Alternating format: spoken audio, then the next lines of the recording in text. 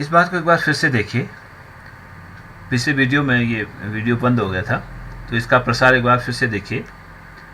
यानी इस प्रसार से इस सारणी को हम कैसे प्राप्त करेंगे, ये हमने किया था, लेकिन उस बीच में वीडियो बंद हो गया था। इसको फिर देखिए। माइनस ऑफ इस प्रसार को मैं एक सारणी के रूप में लिख रहा हूँ। ये जिस भी सारणी का प्रसार होगा उसके प्रथम पंक्ति के अवयव यही होंगे, A11, A12, A13, क्योंकि जब भी हम प्रसार करते हैं प्रथम पंक्ति के साथ पहला पंक्ति गुणा उपसारणी पहले पंक्ति का A11 गुणा उसका उपसारणी माइनस A12 उसका उपसारणी, देन A13 उसका उपसारणी। तो A11 उसका उपसारणी इस प्रकार से लिखा हुआ है। तो पहली के पंक्ति के अवयव तो यही होंगे, A11, A12 और A13। जिस भी सारणी का प्रसार है उसके पहले पंक्ति के अवयव यही होंगे। अब दूसरी पंक्ति में A11 का जब हम उपसारणी लिखते हैं उसमें पहली पंक्ति और पहले स्तंभ के अवयवों को हटा देते हैं। उसके बाद ये जो अवयव बच जाते हैं वो किसके अवयव बताएंगे, पहली पंक्ति और पहले स्तंभ के अवयव हटा देते हैं। तो उसके बाद जो उपसारणी बच जाता है वो यहाँ पर आएगा, ये A12 और A13 हो जाएगा। अब जब हम A12 के सापेक्ष प्रसार करते हैं, A12 के सापेक्ष प्रसार करते हैं तो ये स्तंभ और ये पंक्ति चली जाएगी, यानी पहले स्तंभ के अन्य दो अवयव ये हो जाएंगे,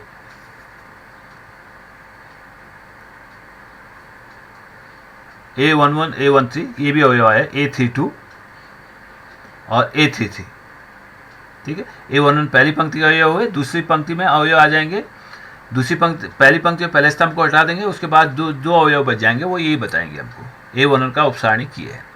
फिर A12 के सापेक्ष जब हम यहाँ लिख रहे हैं, A12 के सापेक्ष ये लिखते हैं, ये स्तंभ और ये पंक्ति चली जाती है, ये स्तंभ और ये पंक्ति चली जाती है। तो ये वाले अवयव पहले स्तंभ में के शेष अवयव और अंतिम स्तंभ के शेष दो अवयव ये हो जाएंगे हमारे पास। तो पहले स्तंभ के शेष दो अवयव हो जाएंगे A2, यहाँ पर है हमारे पास ये A11, A11 और दूसरा हो जाएगा A31, यानी A11, A13, वो A13 पहले से आ गया, A31, A33, A31, A33। और क्या ये तीसरा भी इसको संतुष्ट कर रहा है। तीसरे के अवयव क्या होंगे, A13 गुणा इसका उपसारणी, यानी ये स्तंभ और ये पंक्ति और ये स्तंभ हट जाएगा, तो ये अवयव आना चाहिए A11, A12, A11, A12, A31, A32। यानी इसका मान, अब ये देखिए इस सारणी का मान क्या होगा, माइनस गुणा इस सारणी में पहली पंक्ति और पहले स्तंभ के अवयव समान हैं, इसलिए इस सारणी का मान हो जाएगा 0। माइनस 0 का कोई मतलब नहीं है, यानी इस सारणी का मान अपने आप 0 हुआ। तो कहने का मतलब ये है, यदि किसी सारणी के किसी पंक्ति के अवयवों को यदि किसी दूसरी पंक्ति अथवा स्तंभ के संगत शाखंडों से गुणा करके जोड़ा जाए तो यह योगफल 0 होता है। तो ये होगा। इसी प्रकार से अगर पहली पंक्ति के अवयवों को अगर पहले पंक्ति के अवयवों को अगर पहले स्तंभ के संगत शाखंडों से गुणा करके जोड़ें, A11 plus capital A11 plus A12 गुणा कैपिटल A21 प्लस A13 गुणा कैपिटल A31 करते हैं, यानी पहली पंक्ति के अवयवों को मैंने पहले स्तंभ के संगत शाखंड से गुणा करके जोड़ते हैं, तो ये योगफल भी 0 होता है। इसका हम आगे उपयोग करेंगे। तो दो बातें ऐसे निकल के आई कि यदि किसी पंक्ति के अवयवों को, सारणी के किसी पंक्ति के अवयवों को उनके संगत शाखंडों से गुणा करके जोड़ देते हैं तो सारणी का मान प्राप्त होता है।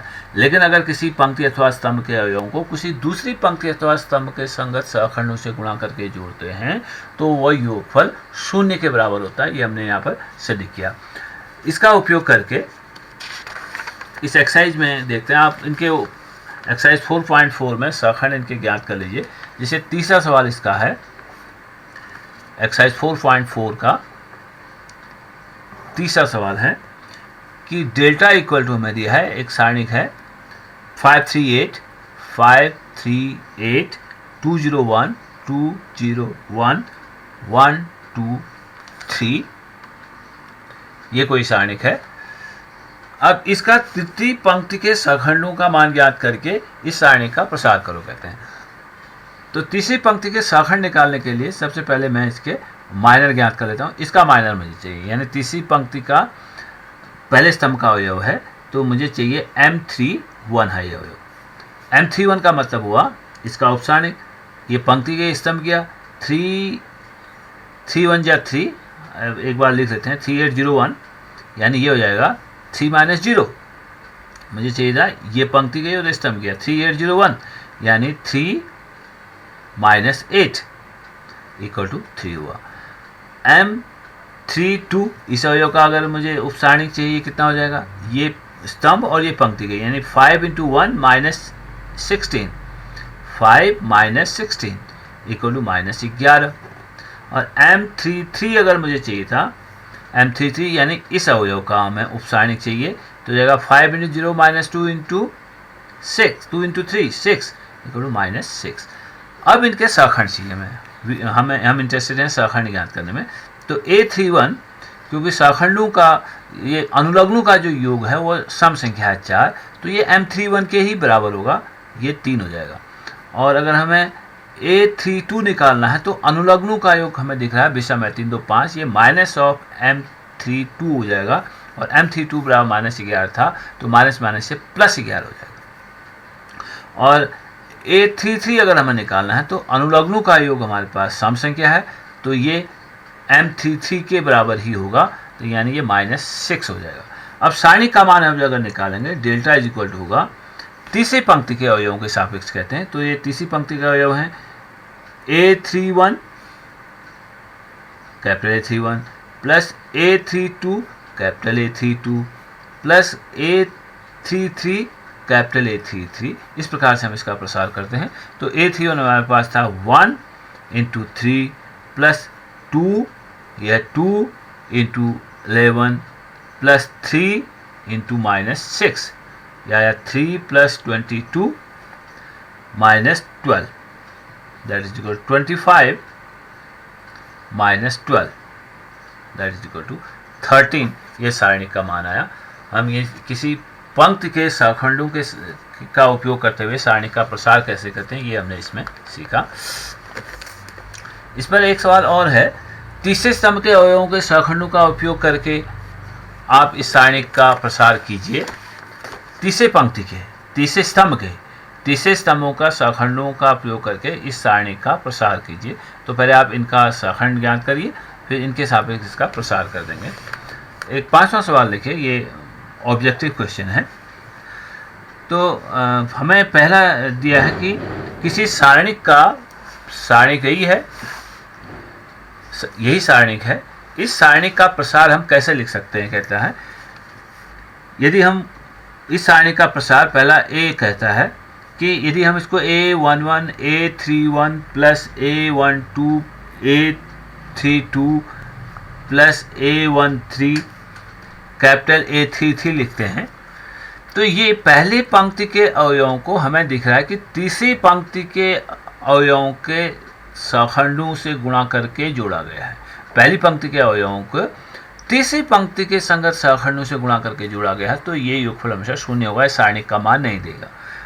B है A11 A11 plus A12 A21 plus A13 capital A31, ये A11 A21, ये A11 A21 A31 ये पहले स्तंभ के सहखंड हैं, और जो अवयव है वो पहली पंक्ति के अवयव, यानी पहली पंक्ति के अवयवों को पहले स्तंभ के सहखंडों के साथ गुणा करके जोड़ा गया है, तो ये योगफल भी शून्य होगा। सी ऑप्शन हमें दिया है,